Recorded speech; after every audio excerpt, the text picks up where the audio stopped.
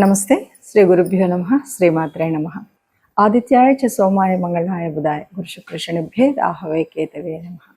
మే మాసంలో మొదటి పక్ష ఫలితాలని చూద్దాం. 1వ తారీఖు నుండి మే 1వ తారీఖు నుండి 15వ తారీఖు వరకు ఉండేటువంటి ఫలితాలని చూద్దాం. ప్రతి మాసం లాగానే మాస ఫలితాల్లో ముఖ్యంగా మే నెల 2026 గాను మాస ఫలితాలని చూద్దాం. ఈ మాస ఫలితాల్లో అసలు ముందుగా గ్రహస్థితి ఎలా ఉంది, మే నెలకు ఉండేటువంటి ప్రత్యేకత ఏంటి అని ఆలోచిస్తే కనుక మే నెలలో ముఖ్యంగా మే నెల ఎప్పుడు ప్రారంభమవుతుంది అంటే ఈసారి వైశాఖ పౌర్ణమి నుండి జ్యేష్ఠ పౌర్ణమి మధ్యలో ఉండేటువంటి కాలం మే నెలగా వస్తుంది. ఇది ఒక విశేషమైతే ఇక రెండవది ఇందులో కత్తెర్లు అంటాం కదా, ఆ కార్తీ రావడం అంటే సూర్యుడు కృత్తిక నక్షత్రంతో కలిసి ఉండడం అనేటువంటిది. ఇది ముఖ్యంగా కత్తెర్లు అని ఎందుకు చెప్పుకోవాలి అంటే ఈ సమయంలో చేయవలసినటువంటి శుభకార్యాలు చాలా వరకు చేయకుండా ఉండడం అనేటువంటిది చేస్తుంటాం కాబట్టి ఈ మాసంలో ఇది ఉంటుంది. అంతేకాకుండా మనకు ముఖ్యమైనటువంటిది హనుమత్ జయంతి, అంటే 2 సార్లు చేస్తూ ఉంటారు. ఏప్రిల్ మాసంలో చేసేటువంటిది అయితే మనకి విజయయాత్ర కింద, మే మాసంలో వచ్చేటువంటి అది హనుమత్ జయంతి కింద మనం చెప్పుకుంటూ ఉంటాం. సో ఈ ప్రత్యేకలతో మొదలయ్యేటువంటి ఈ మాసంలో మరి గ్రహస్థితి ఎలా ఉందో చూద్దాం. గ్రహస్థితి ముఖ్యంగా పెద్ద గ్రహాలు ఎలాగో అదే స్థితిలో ఉన్నాయి, కానీ మారేటువంటి గ్రహాలు కనుక మనం చూసినట్లయితే కుజుడు మనకి మారుతున్నటువంటి సమయం 11వ తారీఖు కుజుడు మారుతాడు. ఇక రవి బుధులిద్దరూ కూడా మనకి 15వ తారీఖు మార్పు కనబడుతుంది. అంటే మేషము నుండి మనకి వృషభంలోకి వెళ్ళేటువంటి స్థితి కనబడుతుంది.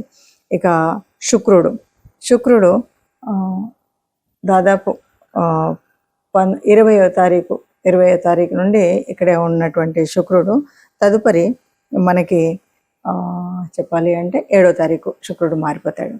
ఇది మనకి కనిపించేటువంటి గ్రహాల్లో ఉండేటువంటి మార్పు. మిగతా గ్రహాలు ఎలాగో చాలా శుక్రుడు, శని పెద్ద గ్రహం, కేతువు, రాహు, వీళ్ళల్లో ఏ మార్పు అయితే లేదు, గురువు. సరే, ఇలా ఉన్నటువంటి పరిస్థితుల్లో మరి ఒక్కొక్క రాశికి 12 రాశులకు ఫలితం ఎలా ఉంటుంది అంటే చిన్న చిన్న మార్పులే ఉన్నప్పటికీ నిన్న మొన్ననే మనకి గ్రహ కూటమి ఇలాంటివి మార్పులు జరిగినప్పటికీ ఏ మాసానికి ఆ మాసానికి మనం చూసుకుంటూ ఉన్నటువంటి పరిస్థితులలో ఈ మాసంలో వచ్చేటువంటి అంటే ఒక విద్య కానీ, వివాహంలో కానీ, లేదు పెట్టుబడులు పెట్టేటువంటి విషయంలో కానీ ఎలాంటి మార్పులు ఉంటాయి, మనం ఏం చేస్తే, ఏ గ్రహ అనుగ్రహం పొందితే, ఏ దైవానుగ్రహం పొందితే మనకి ఏ కష్టం లేకుండా ఉంటుందో చూద్దాం. ఇక చివరి రాశి మీనరాశి. మీనరాశి వారికి మే నెలలో ఫలితాలు ఎలా ఉంటాయంటే 11న జన్మకుజుడు ఈయన పక్కకు వెళ్ళిపోతున్నాడు. 11వ తారీఖు జన్మకుజుడు పక్కకు వెళ్తున్నటువంటి పరిస్థితి. ప్రయోజనాలు అంతంత మాత్రంలోనే ఉంటాయి. గత అనుభవాలతో చూస్తే కనుక కొన్ని పనులు మనకు ఇంతకుముందు అయిన ఎక్స్పీరియన్స్ అన్ని గుర్తుపెట్టుకుంటే చక్కగా చక్కబెట్టగలుగుతాం. కుటుంబ వ్యక్తులు మనకు కలిసి రాగలుగుతారు, మనకు కలిసి సపోర్ట్ చేస్తారు, ఏ విషయంలోనైనా మనకు సపోర్టివ్గా ఉంటారు. ఇక ఇచ్చిపుచ్చుకునే విషయంలో కానీ, మాట్లాడేటప్పుడు కొన్నిసార్లు వాగ్వివాదాల్లోకి దిగకూడదు. ముఖ్యమైనటువంటి సూచన ఏంటంటే ఎవరితో మాట్లాడినా కొన్నిసార్లు కొంతమందికి చాలా అలవాటు, ఏ విషయమైనా సరే దాన్ని మాట్లాడుతూ ఒక వాగ్వివాదంలాగా వెళ్ళిపోతుంది.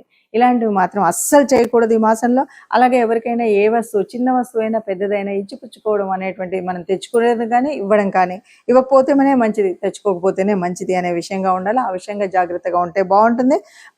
ఇక మొదటి పక్షం కంటే కూడా మనకి రెండో పక్షంలో కొద్దిగా లాభదాయకంగా ఉంటుందని చెప్పొచ్చు. రవి క్రమంగా సాధారణ స్థితి అంటే సాధారణతలు సాధించే పరిస్థితిలోకి వస్తారు. కర్తవ్యాన్ని మనం అంకిత భావంతో ఉంటే, మనోఅభిష్టత చాలా ఏర్పరచుకుంటే మనం ఇది చేయగలుగుతాం, ఎందుకు చేయలేము అనేటువంటి మొండి పట్టుదలతో కనుక ఉంటే మనం అన్ని పనులు చేయగలుగుతాం. ఏదేమన్నా ఒక రకంగా చెప్పాలంటే ఈ మాసంలో వీరికి తరచూ ఏదో ఒక ప్రయాణం చేయవలసినటువంటి పరిస్థితి అయితే ఉంటుంది అని చెప్పొచ్చు. ఈ రకంగా కనుక మనం చూసినట్టయితే ఈ మాసంలో మనము ఫలితాలన్నీ కూడా కొన్ని రాశులకు చాలా కొన్ని రాశులు అంటే అందరికి వేయలేం కదా, ఈ మాసంలో మనం చూసినటువంటి ఫలితాలను కనుక చూసినట్టయితే గ్రహ సంచారం వల్ల అంటే మారుతున్నటువంటి 4 గ్రహాల మూలంగా జరిగేటువంటి పరిస్థితి. ఏది ఏమైనా మనం ఏం చెప్పొచ్చు అంటే ఇది గోచార ఫలితాలు. మనం చెప్తున్నటువంటిది గోచార ఫలితాలు. జన్మజాతకంలో ఉండేటువంటి దానికిను గోచార ఫలితానికి తేడా ఉంటుంది తప్పనిసరిగా. ఎందుకంటే జన్మకుండల్లో మనకు అప్పటికే ఉన్నటువంటి నడుస్తున్నటువంటి దశ అంతర్దశలు ఎలా ఉన్నాయి, ఇప్పుడు ఉన్నటువంటి పరిస్థితి ఏంటి అన్నది తెలియచ్చు. ఇది కేవలం గోచారం అంటే కోటాను కోట్ల మందిలో కొంతమందికి మాత్రమే, అంటే ఒక 30% ఆఫ్ ద పీపుల్కి ఇది కరెక్ట్గా ఎగ్జాక్ట్గా కరెక్టే ఉంది అనిపిస్తుంది. ఇక మిగతాది ఎందుకంటే మన జన్మకుండల్లో ఉన్నటువంటి గ్రహాలను బట్టి ఉంటుంది. ఇది ఒకటి ముందుగా మనం గ్రహించాలి. ఇక రెండవది, ఇప్పుడున్నటువంటి పరిస్థితుల్లో ముఖ్యంగా ఈ మాసంలో మనకి ఏ గోచార ఫలితం ఎంత అంటే మనం అనుకున్నటువంటి పరిస్థితుల్లో ముందుకు వెళ్ళనివ్వట్లేదన్నా, అనుకున్నది ఇంకా బాగా జరగాలన్నా తప్పనిసరిగా దైవానుగ్రహం కావాలి, గ్రహం కావాలి. అయితే ఈ మాసంలో మనకి హనుమత్ జయంతి ఉంది కాబట్టి ఈ మాసం అంతా కూడా రాముణ్ణి పూజించడం కానీ, హనుమంతుణ్ణి ప్రార్థించడం కానీ, ఎందుకంటే హనుమంతుడిని హనుమత్ చాలీస చదవడం కానీ ఇలాంటివి కనుక చేసినట్టయితే తప్పకుండా రాముల వారి కృప ఉంటుంది అని చెప్పొచ్చు.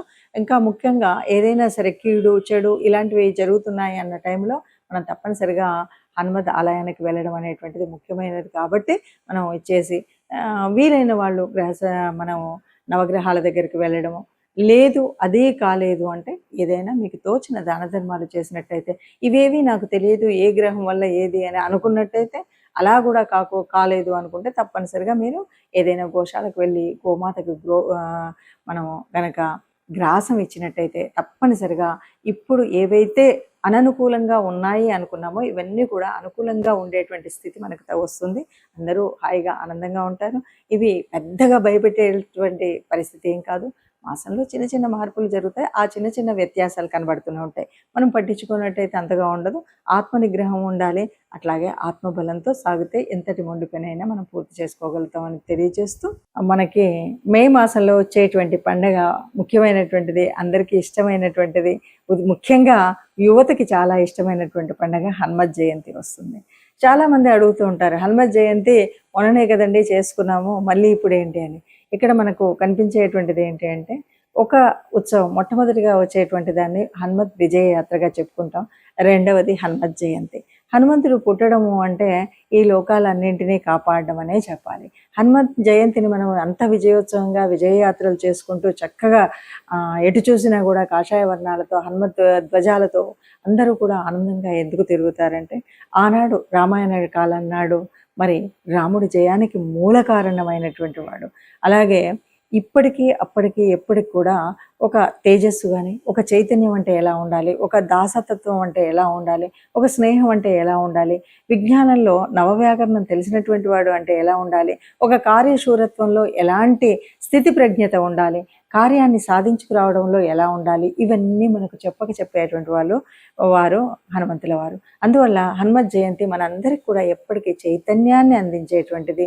ఒక పనిని నిర్విఘ్నంగా పూర్తి చేయగలిగే శక్తి సామర్థ్యాలు కావాలి అంటే హనుమత్ జయంతిలో మనము ఆ రోజు హనుమంతుడిని ప్రార్థించడం, పూజించడం, హనుమాన్ చాలీసా చదవడం, మరి దండకాన్ని చదువుతామా, లేదు సింధూరాన్ని వేయిస్తామా, వడమాల వేయిస్తామా, ఇవి ఏమున్నా సరే ఇవన్నీ కూడా మన పూజా విధానంలో ఒక భాగమే అనుకుంటాం. హనుమత్ దేవాలయాల దగ్గరికి వెళ్ళి చక్కగా మన వాహనాలని ఏ రకమైన ఇబ్బందులు రావద్దని పూజించుకోవడం, మనం అక్కడికి వెళ్ళి నాకు ఏ రకమైనటువంటి దుష్ట పీడలు ఇలాంటివి ఏవి నా శరీరానికి రాకూడదని దైవ అనుగ్రహం పొందడం, ఇవన్నీ ఒక ఎత్తు.